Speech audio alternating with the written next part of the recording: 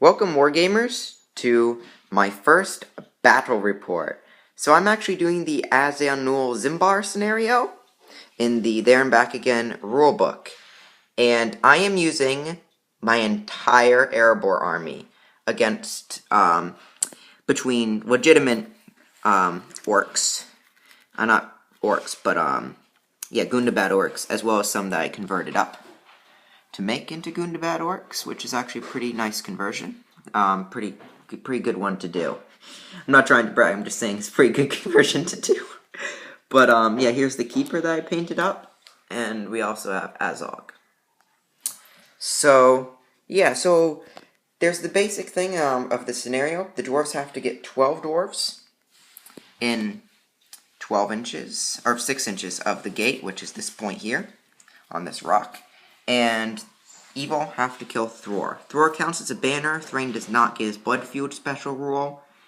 And, the orcs will also come back from board edges on a 3+, including the captain, so just not the keeper and Golb, or keeper of the dungeons. Not the keeper of the dungeons and Azog, also known as Golb. The keeper is known as Golb. So, I did change the scenario ever so slightly. We have a couple fewer orcs, because I didn't have that many, and I added the 2 captains, because I felt really bad about leaving them out when I'm playing with literally the rest of my collection, and I changed some Grimhammers into regular dwarves. So, regular dwarves, because I only have 12 Grimhammers, but I have 60 of the other dwarves, and it called for 36 Grimhammers and 36 other dwarves. I didn't have 36 Grimhammers, because they're not that competitive. But, I do have 12, so they are there, and we will start in first turn priority. Now, I'm playing with my brothers, so I'm not playing this by myself, but so we'll start in first turn now. So, turn 1, the priority went to the dwarves, so they just move forward. The orcs move forward on the hill, and the dwarves were not in range of throwing weapons, so we will be going into the next turn. So, turn 1 has completed. This is after turn 2. There were some combats. I lost 2 Grimhammers, and only 1 orc died, who will be coming back next turn. So not looking so great, because my heroes didn't get in, but I do hope it will be better soon. So this is the end of turn 3, and it was a pretty big slaughtering in the dwarves' favor. Whilst they only lost a Grimhammer, which is to be expected, and another dwarf, they killed 9 Gundabad orcs, and most importantly, the keeper. So he will not be coming back. How they did that was Thror was against the keeper, who are heroic struck, and then Balin and Thorin both called a heroic combat, and they went into other orcs, while Dwalin and Thrain, who are also in the same combat came in onto the keeper. So that worked pretty well. A Grimhammer actually killed a shield guy with a throwing axe, so that was pretty cool, but then he failed against the 1 spear support. Failed combat. So we'll be going into turn 4, and the dwarves are flanking right now, but the orcs might come back up there, so so we're going into turn 4 now. So the battle continues. Turn 4 was pretty good for the dwarves, killing, I don't know how many more orcs, I think 7 more, because there were a few heroic combats. Dwalin fluffed his heroic combat, and Azog fluffed his to wound rolls against some dwarves. But otherwise, it's just been 1 dwarf fell, 1 regular dwarf.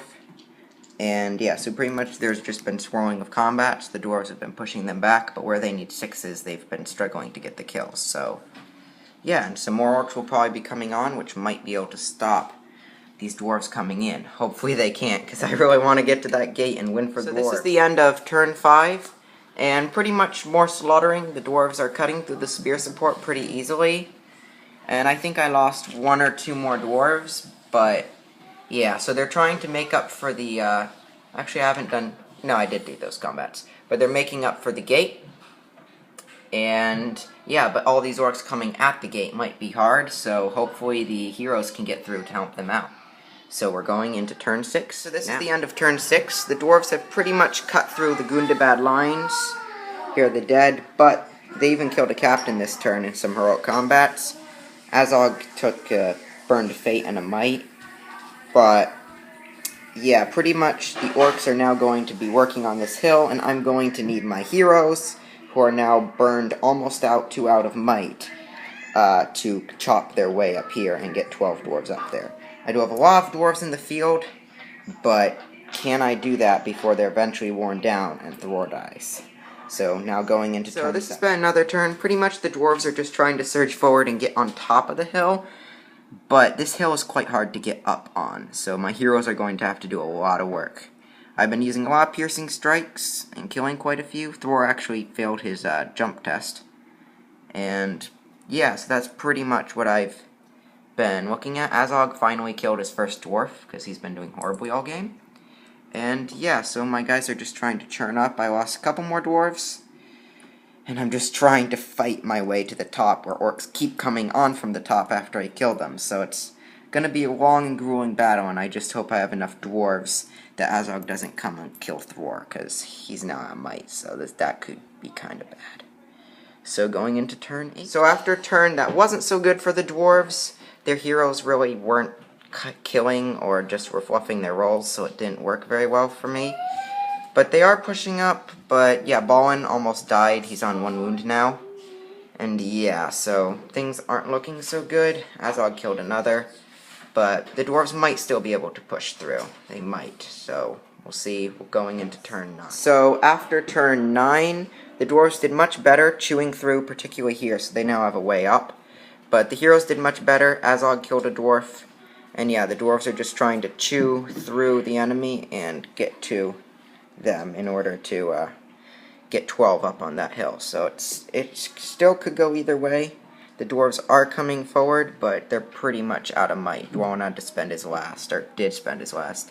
And if Azog gets on Thor, could be bad. But there are 10 dwarves in his way, so we'll see. We'll see how this goes. So starting turn 10. After even more combats, we've figured out that if I had won one more combat in either Thrain or Thror, I would have won the game. I have 11 currently within 6, so I need to just get one more dwarf within 6, and I will have won the game. So I did win priority again. Azog killed someone. I lost. I know, did I lose priority? I can't remember, but Azog did kill a few, or one, and then a few guys did die. So I will be going into the next round, or we will be going into the next round, and yeah, that will be the next turn. Turn 11 might be the last, or it might just be another turn. So we'll see. I'll come back on turn 11. So that was indeed the last turn of the game. The dwarves got about 17 to 19 of their own, or yeah, 17 to 18, something like that, within 6 inches of the gate, which is this point. So they won the game. So the dwarves have retaken Khazad-dûm, and Thror stays alive, and the history of Middle-earth is changed because Smaug stays alive, but Khazad-dûm is retaken. However, I do think that it would be fun to continue this campaign and go into the next one. So, of course, you can't really say that Thror died, so the dwarves reclaimed Khazad-dûm, and I thought that was a very fun battle.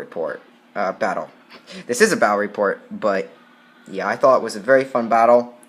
The dwarves lost just over 2 warbands, so just over a third of their force. None of their heroes.